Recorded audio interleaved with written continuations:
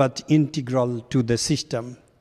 But at the same time, our job, we are polemical, we are trained to argue, but it's not to argue for the sake of argument. Each of these great masters are synthesizing their highest experiences and grounding based on logic. And if you do not understand Nagarjuna, you do not understand Gaudapada, the prominent Advaita Vedanta philosopher. If you do not understand Dharmakirti, you do not understand Abhinavagupta. His extensive commentaries on Ishvara Pratyavijna are actually like a categorical commentary addressing of the positions, examination of the articles of Dharmakirti. So this is the classical background of training. Maybe you may find it interesting, when I was reading Dharmakirti, many of my colleagues were from Sarnath. They are the Buddhist monks, and they are now actually eminent Buddhist scholars. They were studying under a Hindu monk, Yogindrananda. And we would have a debate, and we'd have a battle. We'll enjoy the lunch together, and then go back to our battle. And then ultimately, when some things could not be resolved, we all, or at least Guruji, would go to our main Guru, Swamiji Bharati Swami. So we did not view these shastras, texts, as outside of our system. Now then, I have to address Sarva Amnaya. You can get this yantra called Sri Yantra. In our manuals, we literally worship the Buddhist philosophies, Madhyamaka and Yogacara, as a deity. And likewise, Advaita Vedanta in the Bindu. And of course, we view our own Trika system as above these. Just like Ramaji mentioned, why is there that type of preference? It's about not negating or rejecting some ideas based on a choice.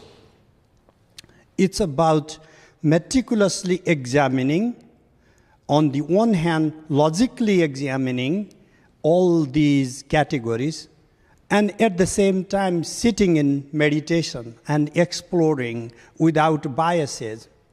To the extent that when I was a student, I would sometimes have to defend the Madhyamaka position and battle with my colleagues, and if I lose my dignity. So it's not about just simply following some positions.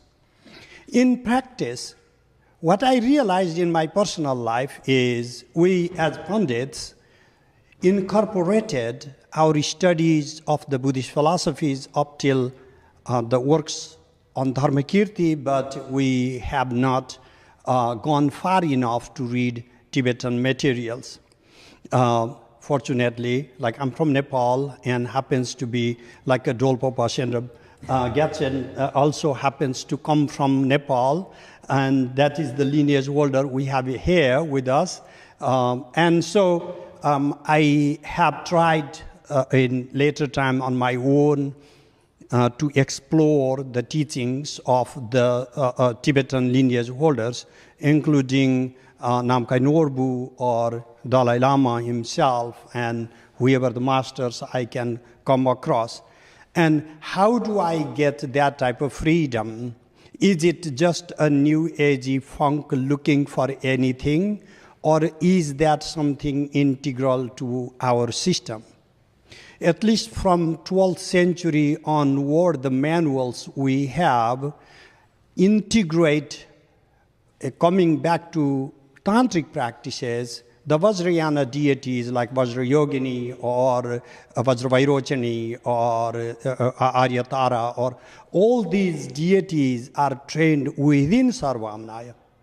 Not just that, particularly in the context of Nepal, our Shaiva lineage concludes in the Pashupata order. And the Pashupata Vidya, there are many, many Pashupata Vidyas. These are secret mantras. So ultimately, some of the ultimate mantras integrate the teachings to the extent that Shiva Tattva is invoked also as Vajradhara. And as you know, Vajradhara is the central deity in Vajrayana practices. So these systems are not cooked up in some 20th century for the American market consumption. These are long lineages with the total openness to learn throughout these contemplative traditions. And what if most of the questions I find among students when I say is, which is greater, which should I follow? And that is where I lose them, because I'm not looking for people to follow. People should understand, people should examine, people should contemplate with their open heart. Because Buddha did not say you should follow. Buddha did say, Parikha bhikkhavo grahyam madvacho natu gauravat. Hey monks, first examine what I'm teaching. Do not follow my words because you respect me. And so I think that type of openness is needed. What if one turns out to be a little lower than that?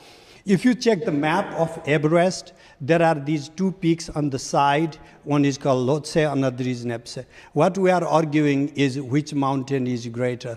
We have no intention of climbing. We just want to enjoy our Manhattan life. And so that is why I like to avoid these conversations with people with zero interest in plunging and diving into the depths of these teachings, but just want to say something about it without practice and without proper training. Thank you.